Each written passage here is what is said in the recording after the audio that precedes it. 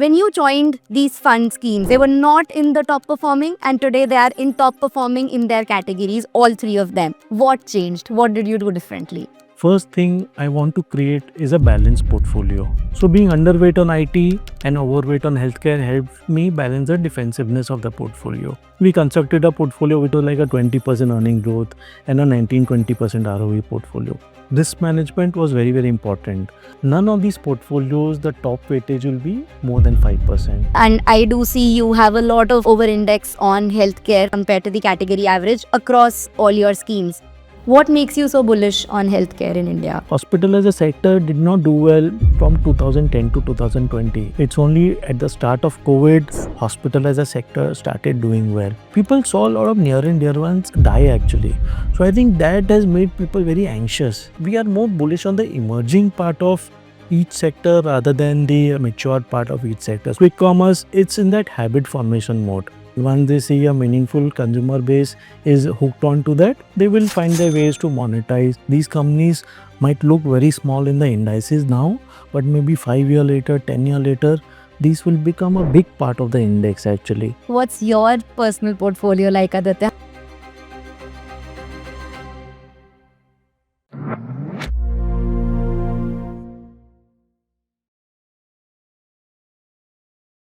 Hi everyone, welcome to another episode of Power Talks. Today we have with us Aditya Khemani, the fund manager for one of the top performing funds in India today, Invesco Large and Mid and Small Cap.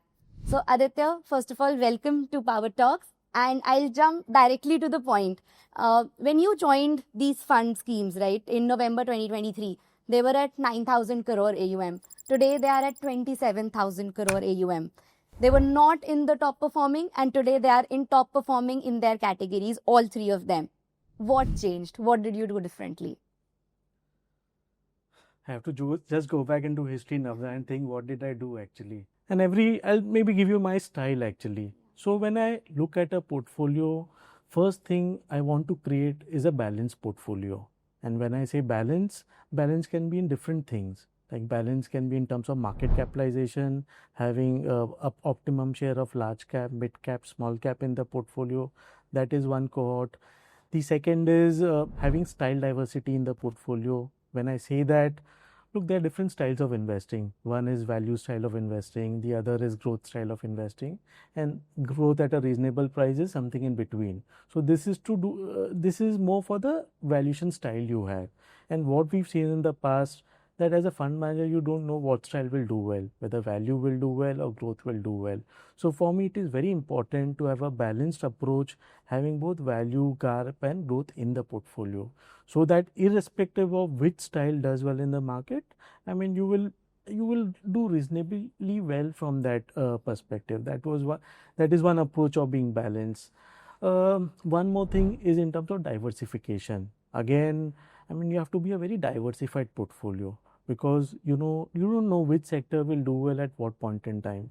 The moment you start constructing a portfolio which is very different from a sector point of view versus the index, then that volatility and performance will come through. So again, having a diversified portfolio across different sectors. So that was the first element, creating a balanced portfolio across these three vectors. Okay. Second part was, I will say, risk management was very important.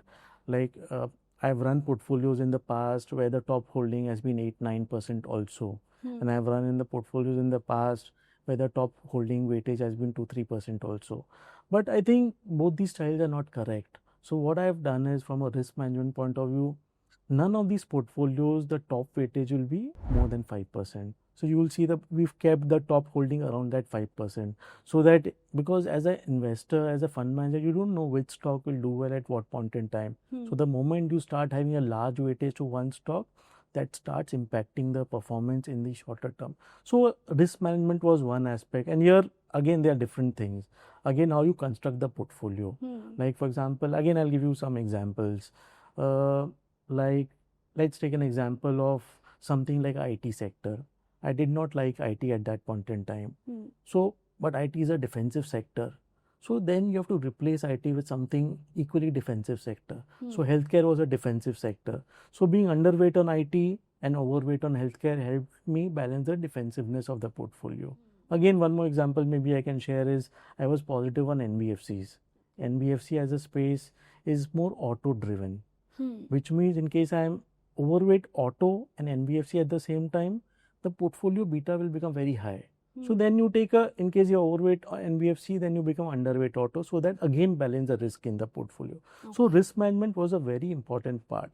Thirdly, again, look, I mean, again, sectors there are a lot many sectors. Correct. But then as an investor, you have to top down decide which are the good themes you like in the longer term. I will not go into which are the themes I like and used to like at that point in time, but then we decided these are the 8-10 themes we like from a longer term point of view. And then with those themes in mind, we started constructing a portfolio which was very bottoms up. For example, suppose hospital as a space I liked a lot. Then having an allocation of 10% in hospital, I decided, and then see which are the, suppose in a small cap portfolio, which small cap hospital should I buy? In a mid cap portfolio, which mid cap hospital should I buy? In a large and mid cap, which are the large and mid cap, small cap hospital I should buy? So according to the mandate of different funds, then you do a bottoms up analysis and decide which stock you should buy to play that theme. So again, top down with a very bottoms up construct actually. On that basis, we constructed a portfolio which was high on growth and high on ROE. Because look, ultimately in the longer term, high earning growth portfolios will only be able to give high returns. So essentially, we are high earning growth and high ROE portfolios. So then we constructed a portfolio which was like a 20% earning growth and a 19-20% ROE portfolio. But having said that, valuation needs to be kept in check. Because look, if valuation is taken away, I can create a portfolio very high on earning growth and ROE. Yeah. But then that portfolio might not be the right portfolio from a performance point of view. That's why these are 3-4 things I looked at and constructed a portfolio. So these are 3-4 things we did as a house actually, not just me. And it's not the portfolios I only manage. The other portfolio, you'll see the performance of other funds also very good actually. So it was a similar thought process which was done across the portfolios, and luckily we've done well over the last couple of years actually. Right. Right. No, I think gives us a lot of clarity on, what actually changed. And if I summarize it, I think there are 4 key things you said. First is the consolidation. Second is the allocation in terms of how much do you allocate to large mid cap, large mid small cap. Third is the stock selection. The strategy of growth, value investing. And the fourth would be the sectors and the themes, right? So I would double click on each of them one by one. Sure. And in fact, I was going through one of your interviews and you said कि fund manager के 2 ही काम होते हैं, allocation and selection. And that's how you sort of build a good portfolio. So coming to allocation first, right? First, let's talk about the concentration of portfolio. I think in all your 3 schemes, back in 2023, the top 10 funds were holding 20-25% of the portfolio, which is today increased to 40-45%. Isn't it too risky? Like, considering mutual funds are supposed to be diversified, why taking bullish bets on certain concentrated stocks? Look, again, I mean, what is the right concentration? I mean, SEBI tells you that the maximum holding in a stock can be 10% of the portfolio. That's why from a risk management point of view, we've said 10% is too high. Because that 10% stock does not do well, it will impact our performance over the next 3-6 months, even though longer term could be great actually. So we've said that 5% is a cutoff. So I think 5% is a reasonable number for a cutoff to keep the concentration in check. One is that bit. Secondly, top 10 holdings. Top 10 holdings, you rightly said, were around 25% of the portfolio that point in time. Right now, they are at 40%. I think 10 holdings, 40% is not a large number. Because again, you have to remember, as an active fund manager, you have to beat the index. Again, I mean, there's a constant debate happening that will active fund managers will be able to beat the passive actually. And we've seen that mid-cap has been a very difficult category over a longer time frame. So that's why as a fund manager, you need to play around with the allocation actually. So just to give an example, I shared about hospital as a space we like. Hospital is I think 2% or 3% in the index. So then we constructed a portfolio which was 10% on hospitals actually. So that's where your edge comes in terms of understanding the sector. And then within that you play a basket approach. Don't buy one hospital, buy 3-4 hospitals actually. So I think it is not the concentration of 10 holdings, 40% is not a very big concentration. One is that bit. And secondly, 50 holdings. 50 holdings is a large number actually. So portfolio of 50 names, I think I will be able to construct a portfolio which is very well diversified that way. That's why I think, I'm very comfortable with the concentration, and I think, and that's why over the last year, 1 year, you see, market has not been very great actually. Like everywhere there's been landmines, whichever stock you get in market, stock has corrected. But we've done very well as a house, not just the schemes I manage. Most of the funds are at the top.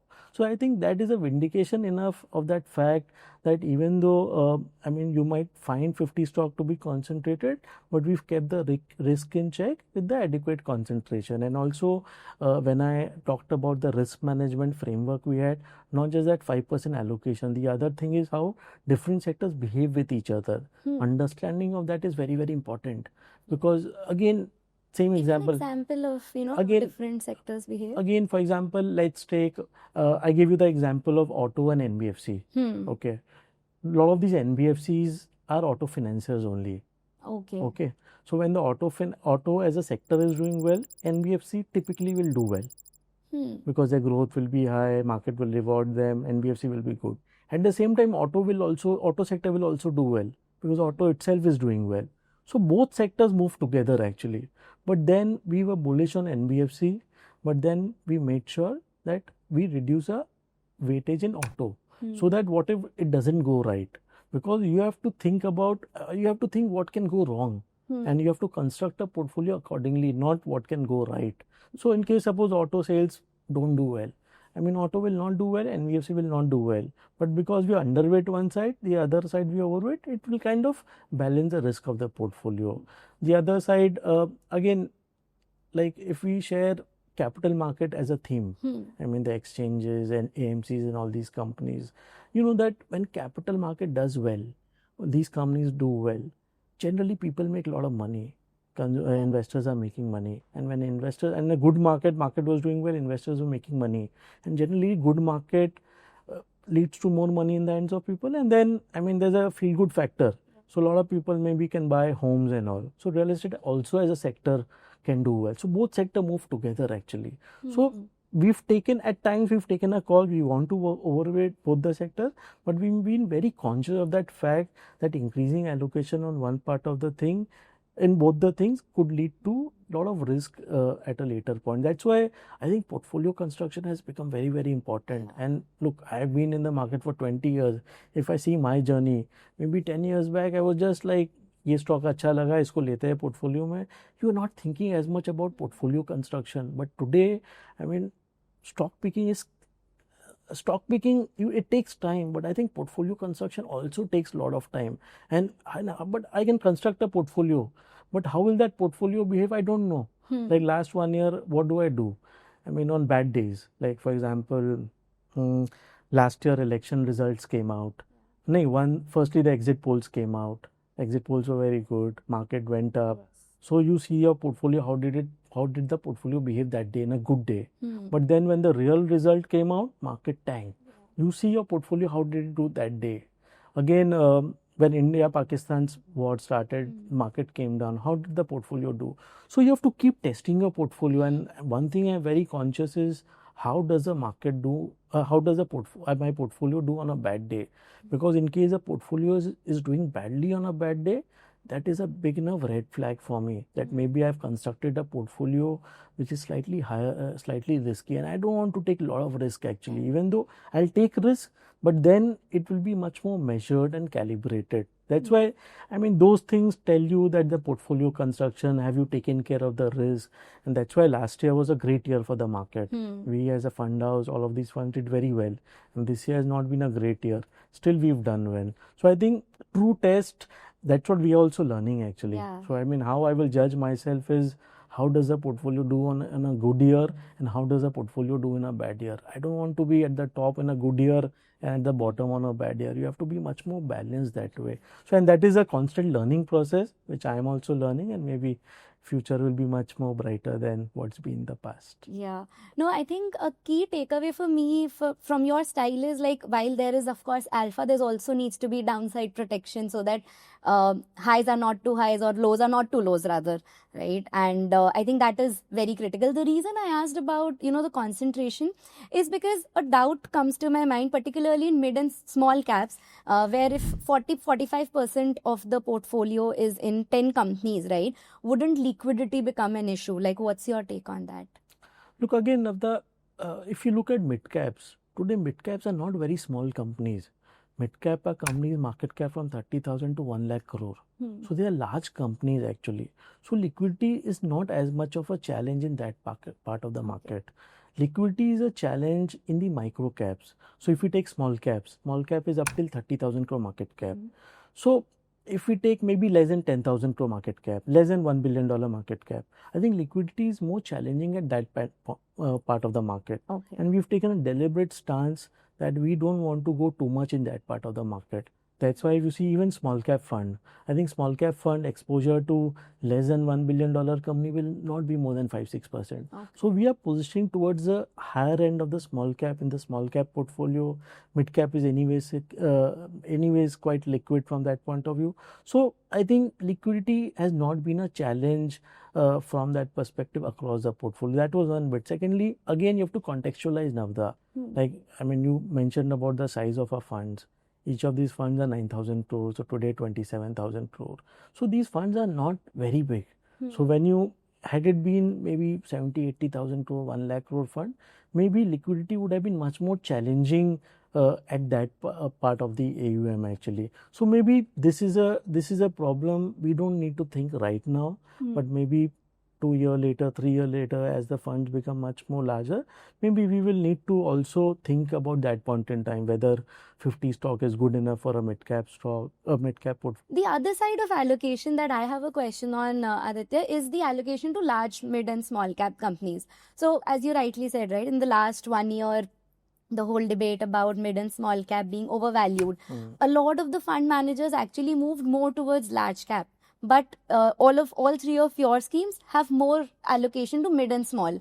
So where do you stand on the overvalued mid and small caps? Like, what is your view? Look, Navda, I mean, we cannot run away from the fact that mid and small cap is overvalued for sure. Okay, it was overvalued 1 year back. It is overvalued now also. Maybe that overvaluation today is to the extent of 15-20%. But is that something, I mean, which bothers me if I think for the next 5 years, next 10 years? Maybe not. But in case one is an investor which is thinking whether one will make money in the next 6 months, next 9 months, one is not sure. That's why I think, I mean, valuation is slightly higher, but that is manageable in my view. Second thing, look, mid cap is a mid cap fund. So we have 85% small in mid cap. It has to be true to character from that view. Small cap is again small cap. So again, it has 95% small and mid. But in your large and mid? Yeah, in your large and mid cap, because you know that I need to have minimum 35% large and 35% mid. So I'm running much more mid and small there. I'm running 60-63% mid and small there. Which is quite contrary to the category. So again, Navda, if you look at why large cap or why mid and small cap, if you look at a lot of new themes, like I'll just give you an example. Electronic manufacturing is an emerging theme actually. Okay. So this is a new theme because of which a lot of companies have not become very large in that. Hence all companies are either small cap or mid cap over there. So in case I have to play that theme, I have to play through small cap, mid cap. You take hospital as a theme again. I mean, till 6 months back or 3 months back, there was no large cap hospital.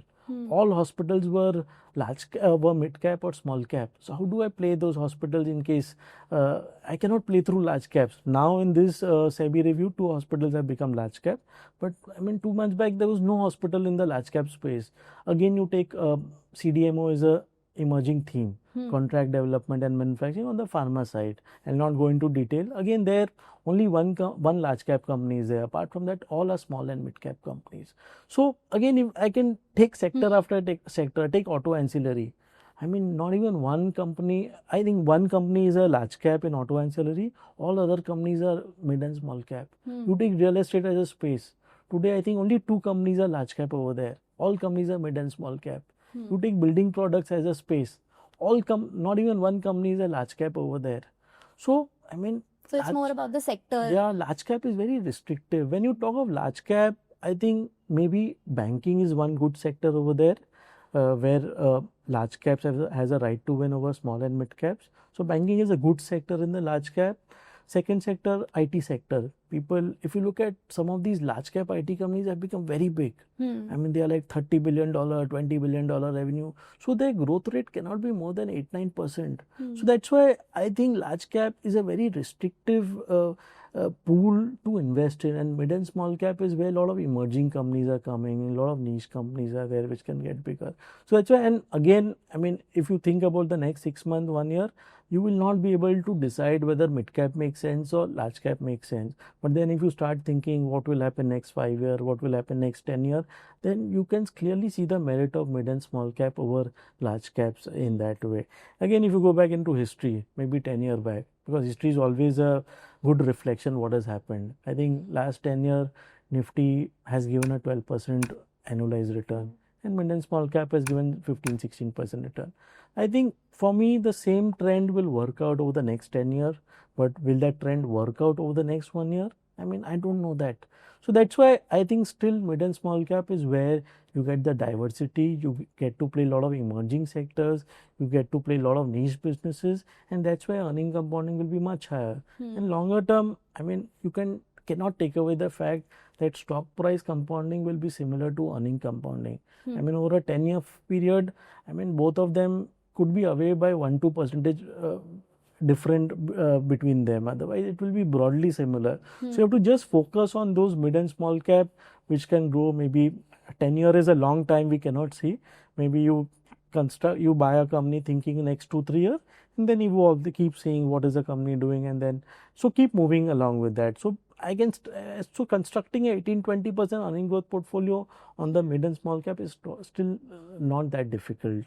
Valuations are slightly higher, but still it's okay. That's why I'm a slightly longer term investor. That's why, I mean, I don't know that 6 month large cap will do well. I don't take those calls. I don't want to put into businesses which are quite matured that way. So for me, I mean, 1 year back also, had you asked me that question, I would have said the same thing.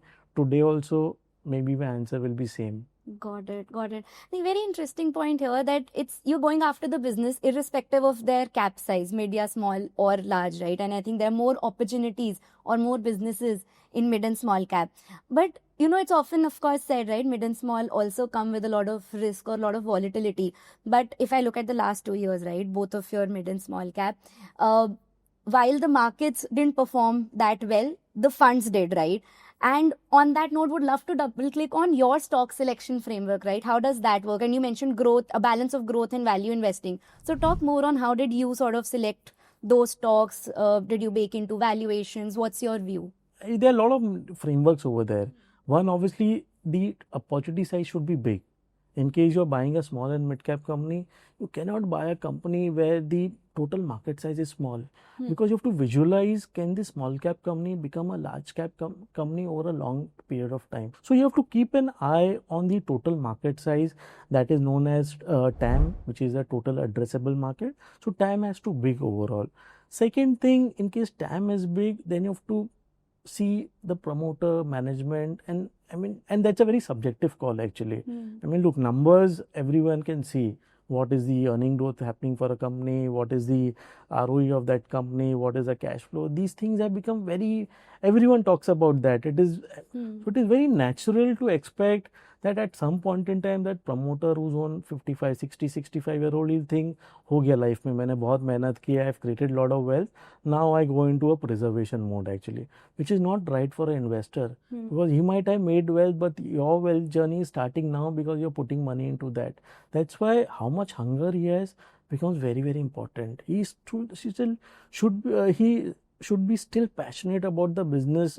And again, Invesco as a house, we are very particular about which stock we buy. So we don't participate in in case one sees the IPOs, we don't participate in all IPOs. We have only list of 300 companies in a universe. So only we can buy within the 300 companies. So in spite of having a much lesser list, much lower list, we've been able to do well, because I mean, we don't want to get into a company, thoda sa le liya, amount le liya, and then doing a research, because again, look, we don't have I mean, we are not like a 15, 20 analyst team house. We have 7, 8 analysts.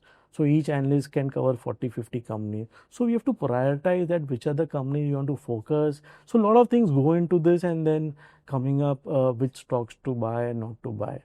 And we do a lot of, we are not the most agile house actually. So maybe each stock takes 1 month, 2 months from a work point of view. We don't, I mean, one meeting we don't decide इस पे डालना है कि नहीं डालना है. I mean, we might have a view that this looks good, but then we will still do a lot of work and then decide whether. And over here, look, fund managers are just gatekeepers. I mean, the core of Invesco is the analyst team actually, because I cannot as a fund manager say मेरे को ये अच्छा लगता है कल ले लेता हूँ मैं.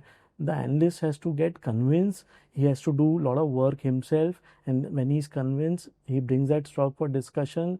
The stock gets approved. In case it doesn't get approved, no one can buy. So it's a very long process actually. So I mean, most of the analysts know what 6 months, not 6 months, next 3 months, which are the stocks they'll be working on. So they don't, I mean, ad hoc, they don't start working on any name. It's very focused that way.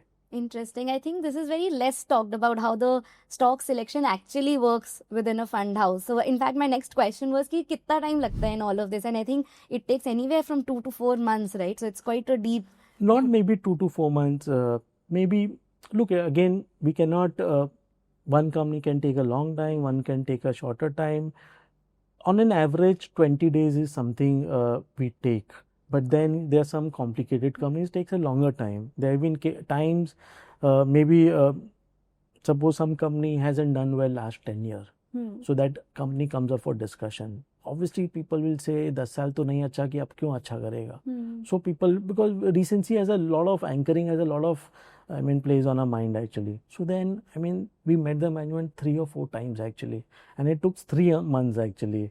So, and now we own a significant stake in that company, and that stock is one of the best performers last 1 year. Wow. So it took us 4 months to do the work, and then we ended up buying that company. So it's not one size fits all. It will depend on what has been the background of the company, how is that done, is the company complicated enough, is there leverage on the balance sheet. A lot of things go into, but generally 3 to 4 weeks is, I mean, I will say it takes to do a work on a company.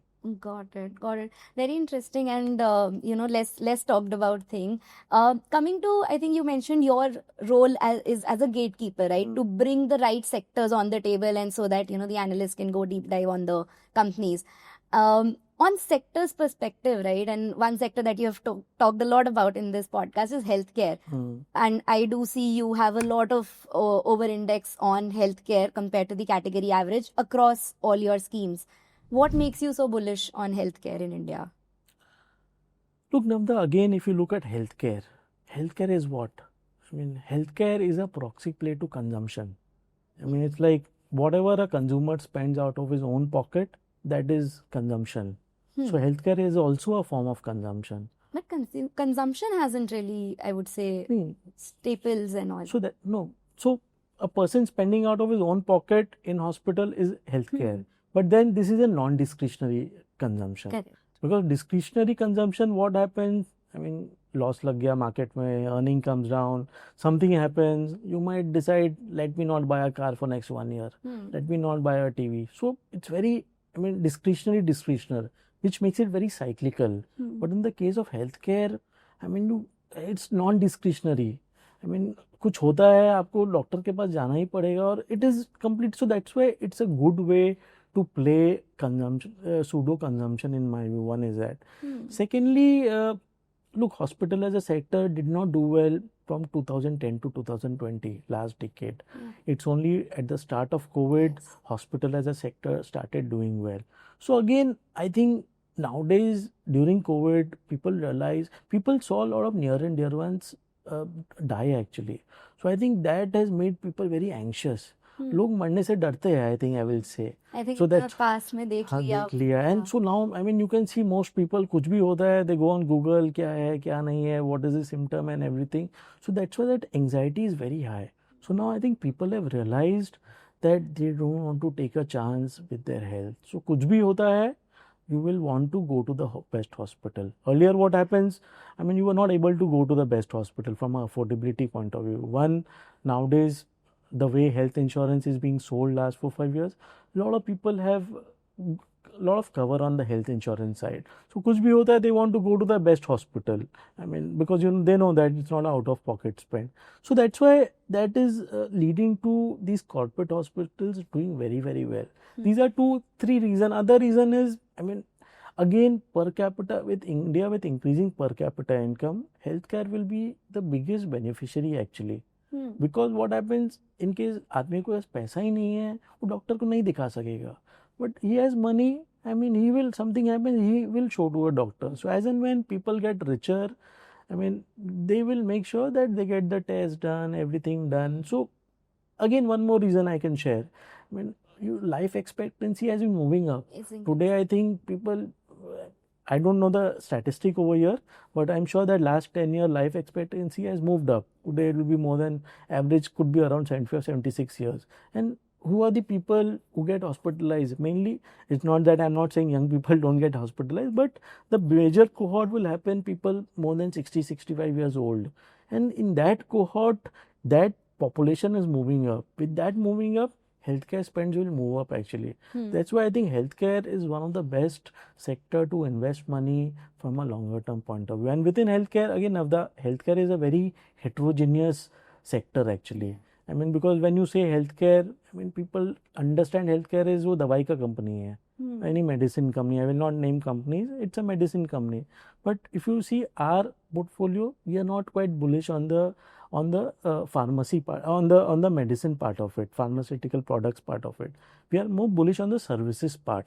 So we are more bullish on the hospitals piece.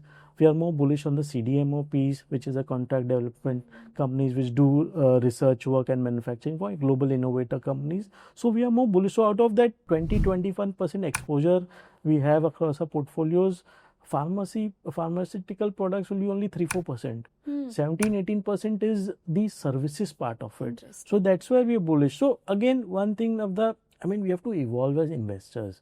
So again, one thing which has gone right for us is we've not looked as a sector just the way it looks like.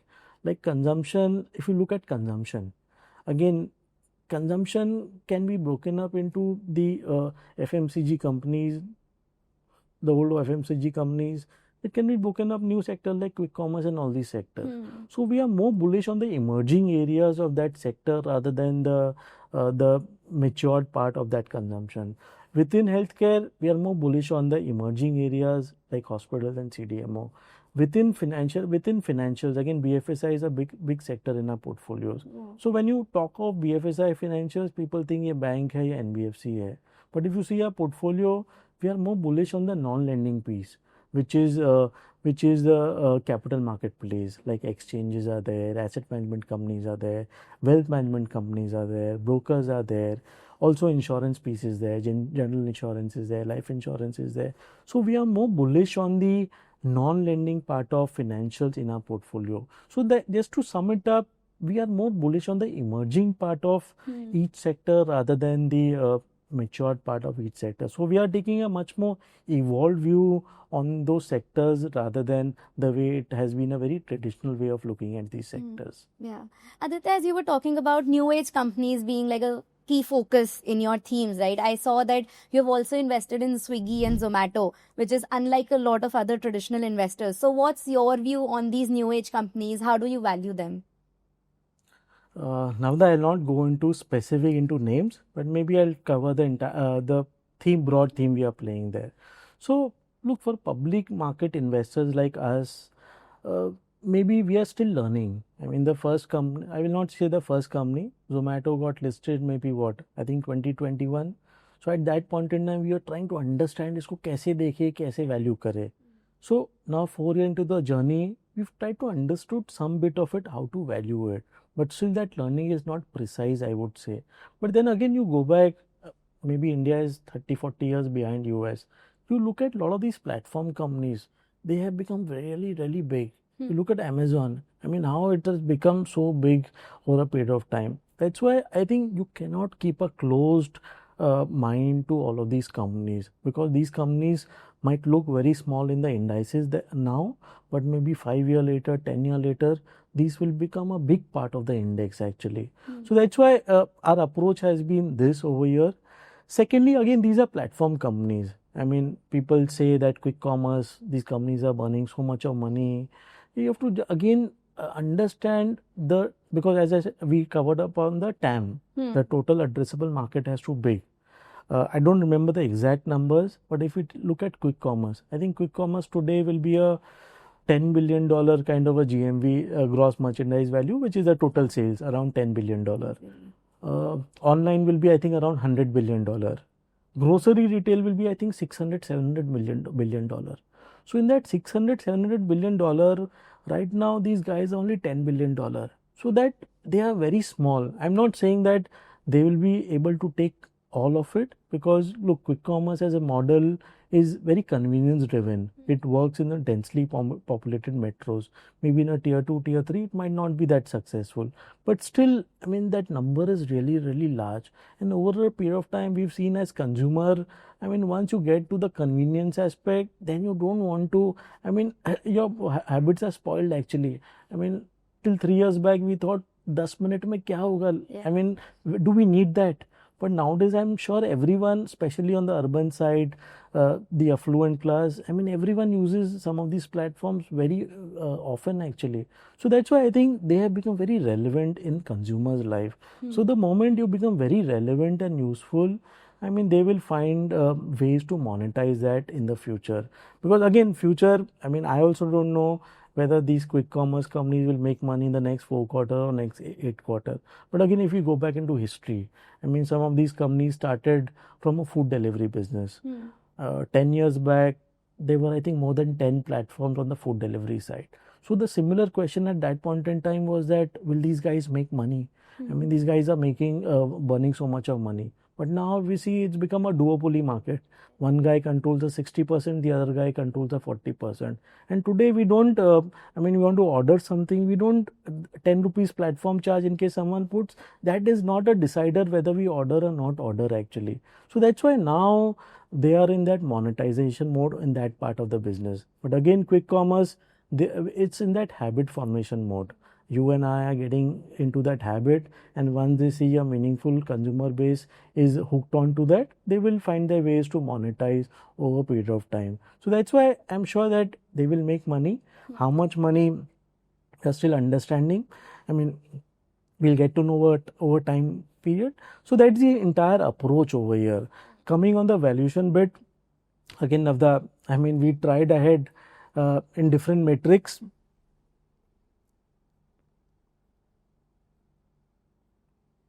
But it is very difficult to value it precisely actually.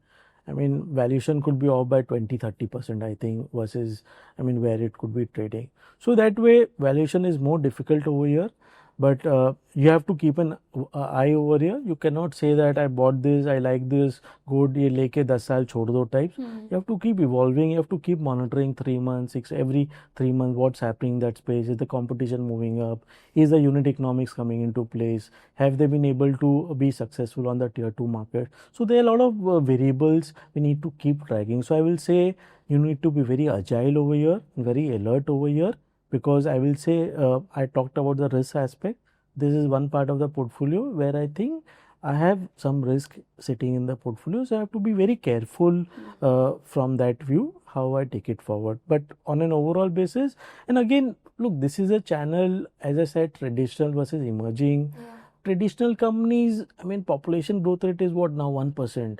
I mean, they cannot grow beyond a large number. But this is like disrupting the normal channel of consumption. And you disrupt, I mean, you're not taking market share from others. You're just taking market share from general trade and all. So that's why it looks like, but at some point in time, I think valuation may run ahead of reality. So you need to watch on it on an aggregate basis. So there's no precise answer to that. We are still learning over there, Navda. Right. So I think taking a step back here, Aditya, from the stocks and the themes to a macro India growth story, right? And I think on this also, there's been like a conflicted debate, I would say, when I talk to CEOs, right? Of course, I have a lot of belief in, this next decade is India's decade. But the other side, and, again, there are veterans saying that it's also being a little overrated, and in light of, AI, like India not riding the AI wave. What's your view on the India's growth story in the next 5 to 10 years? Look again, Navda, if you look at the economy, again, as I said, I've been in the market from 2005. I mean, economy today has been the best it has been over the last 20 years because you look at most of the macro indicators. I mean, the BOP is very much in control. Inflation, I mean, government has done a wonderful job in terms of uh, reducing the inflation in the economy. I mean, if you look at forex, foreign reserve is very high. So everything, all macro indicators are very good at this juncture. Only thing is, yes, growth has been slightly low over the last 1 year, but that is any economy goes through those cyclical slowdown. So I'm sure the next 2, 3, 4 quarters you will see some pickup on the growth rate side. So on an overall basis, I will say that economy looks very good. If you look at in China is something we usually compare ourselves to. Like China is a country maybe 20 years ahead of us. Okay, US is a country which is 40 years ahead of us. So there's no point in comparing today's India to today's China and today's US and getting disappointed that maybe India is not spending so much money on R&D. Maybe DeepSeek has happened in China. India kya kar raha hai? Where is India on the AI curve? Look, every country has a life cycle actually. Everything, each country can import and export. But I think people at scale, no country can import or export. So India has that vast, I mean, you look at the media, demographic is something you would have heard is the key thing. So demographic, look at India. India's today median age is what, 29 years. I think US is 40 years. China is 40 years. Those are aged economy. And when an economy becomes that old, I mean, you will never be able to grow at a fast rate because a 50-year-old person consumption pattern is not same like a 30-year consumption pattern. People take FY26P and FY27P and then come up, ये stock का महंगा है, stock सस्ता है. Because most of the value decides in the years ahead. That is not to say that next year PE doesn't make sense. I'm just saying that simplistically we cannot just see next 1 year PE and next 2 year PE and come to a decision that is stock is expensive or cheap, because you have to see that time and a lot of the other things. So that's why we at Invesco, we don't look at short term कि अगला 3 महीना 6 महीना what is going to happen. That's why some of the themes we've identified, and it's not that we've identified that theme is known to everyone. It's just that the conviction in those themes at our end is slightly higher. That's why irrespective of the volatility, some company going through ups and downs, we've been in those themes and allocated a large part of our portfolio. So that's the overall take. I will say only thing is, economy doing well and market doing well. Maybe over a longer time frame, it will be perfectly correlated. But then you have to see that last 10 year, a lot of people would say that mid cap 15-16% दिया है, तो next 10 year भी देना चाहिए. Only thing is to keep in mind, maybe as a country our inflation has come down. Maybe we used to be a 6% plus inflation economy. Today we are like a 4% inflation economy. And when that happens, the sales growth of the companies come down because sales growth is linked to the inflation. And when sales growth comes down, profit growth typically also comes down in case they don't exercise their pricing power. So that's why, going ahead, I think mentally you have to think stock price compounding at 12, 13, 14% is good enough. It's similar to what a 16, 17% compounding has done over the last 10 years. Because ultimately what matters is the purchasing. Whether they'll be able to buy the same amount of goods with that money, the answer will be yes, even in that 12, 13, 14%. That's why, we remain quite, look, as Indians, we don't have an option also, and we've not seen other economies that much. But still, the overall construct looks good on an aggregate, I would say. Got it. I think you said a very powerful line कि you can import, export everything, but you can't import, export bulk of people. And that is where, India is at that sweet spot. The reason I asked this question, because my viewpoint is just that US grew, or so a lot of alpha sort of got generated because of the tech boom in the West, right? And now there's another sort of moment where, potentially we could have captured that alpha, or US will continue to grow at that rate because, it has sort of unlocked another tech lever. And that is where, there's always this curiosity that, when will India, go ahead in the tech race? Because ultimately, I feel, more like a personal opinion, but I feel like tech will ultimately dominate. There's consumption, but there's tech that sort of enables and creates leverage. What's your view? No, you're right that tech will tech will at some point in time, and these are, when you talk about US, these are not just US companies. Google, Meta, these are, I mean, multinational, they operate, global GDP is their play actually. I don't know, I mean, how long India will take to produce a country, I mean, of that scale. I think recently Zoha came into prominence, the government said all it should happen to that. Again, as I said, Navda, this is a evolution of a country actually. And maybe 10 years later, we might have a Indian tech company which is global in scale actually. So that's why, I mean, look, ultimately you need money to create that tech. You have seen that Meta, how much money is put into AI. Can any of the Indian IT services company put that? They don't have the balance sheet that much money. So first they will earn that money, and at some point in time they will pivot. Because ultimately India is a $2,500 GDP country. You cannot compare to companies which operate in $1 lakh GDP country. So that's why I think we should not get disappointed comparing India to China or US. We should perfectly understand India is 20-30 years behind these countries, and in case the government is able to provide a good path, maybe, I mean, we will be able to unfold and become much larger, not just much larger, I mean, much more tech focused country in future. Because, I mean, you look at, I mean, most of these tech people in US and other countries, a lot of the CEO are Indians actually. Yes. So it's not that India cannot do that. I mean, it's just that India has to have that environment where a lot of these people who pass out, they are able to, I mean, work for Indian companies rather than a lot of these MNCs actually. Yeah, the ecosystem needs to evolve, right? And on that point, I would love to ask, what's your personal portfolio like, Aditya? How much are you invested in the India growth? Look, I've been a completely equities guy, Navda, but in case I have to go into hindsight, maybe I've not done a very good job with my personal portfolio. Okay. Because look, what happens as fund managers, as analysts, I mean, a lot of companies we meet, and the companies we like, we end up buying in the portfolio. So that way there's a conflict actually what you buy in your personal portfolio. That's why I think last stock I would have bought 4 years or 5 years back. So that's why, but so incrementally what I've done is most of the money what I want to put in the market goes into mutual fund only, and mainly through my own funds only, because that is the easiest thing. And I mean, I haven't seen that, but I'm sure my personal portfolio would have underperformed the mutual funds I'm managing. Yeah. That goes to show that, I mean, personal investing is not easy actually. So because you have to be on the job all the time actually. So I think that's why mutual fund, I'm very, very bullish. That's why AMC as a business actually, I have it across portfolios. Because I mean, right now, maybe I'm going to a different unrelated topic, but still people will, and even platform like you are guys also part of that boom or revolution which will happen in future. Right now also equity AM is what, 35-40 lakh crore. I don't remember the exact demat account, unique mutual fund investors, I think, but there'll be not more than 6, 7, 8 crore investors. So that number is very, very small actually. So that's why, and mutual fund is a very powerful tool actually. And I think that's why most people who trade will ultimately realize that mutual fund is the best. Because also what happens when you do your own this thing, you tend to construct a 5 stock, 10 stock, you tend to a itna le liya. So your portfolio will not be more than 10, 15, 20 stock, which means there's no proper diversification actually. So that's why I think mutual fund is the best vehicle for any investor, including me, to put your own money to use actually. And because you manage it yourself, I mean, you know, I mean, Who better to like understand this? Yeah. Yeah.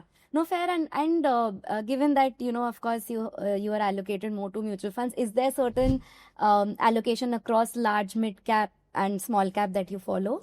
Look, again, I mean, you would have, by now, you would have known that I'm a hardcore mid and small cap guy. So for me, mid, small, and large and mid cap, and I'm lucky actually. I mean, the categories I like actually, I'm managing those categories. Or maybe because I'm managing, I've started liking the category. It can be the other way around also. But longer term, I think these are the best categories. Even multi-cap is a good category. Flexi-cap, in case it's managed with a good share of mid and small cap, is a good category. So anything, I think 50, 67, again, this is not a generic answer. That is on my risk appetite and those things. Investor having a lower risk appetite, that might not be correct actually, because mid and small cap go through the shares of volatility. But again, if you're thinking long term, I think this is where I'll end up making much higher money than the other categories. Got it. So primarily in equities and, via mutual funds, mid and small, do you also invest in debt or, the talk of the town, gold and silver? Not much. Got it. Perfect. So I think last question, Aditya. Our audience, for context, is 35-year-old person who is on their wealth, like on their journey to wealth creation. What's your advice to a 30-year-old out there? How should he or she go about investing for their ultimate goal of financial freedom? No, what happens at 30 year, I'll go back when I was 30. Maybe that point in time I used to have very little surplus income. Then one used to think that इतना पैसा डालेगा तो कितना बनेगा? You were not able to see will that become a big booty at some point in time. So I think habit formation is more important actually. The moment you start putting money and the moment you start seeing returns coming through, ultimately you'll, try to spend less and then maybe put more money into mutual funds or whatever. So I think understanding that habit is very, very important. And again, a lot of people last 4-5 years who come in the market, they've seen the market the way it has behaved 20 to 24 and they think every year could be like that. But every year is not going to be like that. You have to understand equity is a long-term tool actually. So there's no shortcut over here. So there are times when 3-4 year market could be good, 2 years market might not be great actually. But then people should keep their faith in equity because longer term, it will give you a 13-14% compounding over a long period of time. And so suppose 2 year doesn't do well, maybe a third year it will make up for that. So whenever times are bad and market is not doing well, people should actually start putting more money into equities actually. So I think that ultimately will lead to, and you don't need to double every year to make a lot of money. People should understand even a 15% compounding over the next 10 years becomes 4 times your money. Yeah. So in case you put in 15 rupees today, 100 rupees today, with a 15% compounding, it will become 400 rupees in 10 years time. So that point in time, it will look like बहुत पैसा हो गया. That's why it is a very, very long term thing actually. So people should not take shortcuts over here. Try to put as much, because there's nothing better than financial independence actually. I think so that's the most important thing. I think most people who are professionals, they wait for that day when they become financial independent actually. So I think you have to become very wise with your money. So these are the 2-3 things I can share. Navda, maybe. No, fair. And I think it's in this world of instant gratification, right? Compounding is one thing you're not able to imagine as easy, right? That it does get 4 times even at a 15% rate in 10 years. So I think that is an important reminder and the perfect note to end this podcast on. Aditya, thank you so much for taking out the time. I had so much of learnings in this podcast. Thank you so much. Thank you so much, Navda.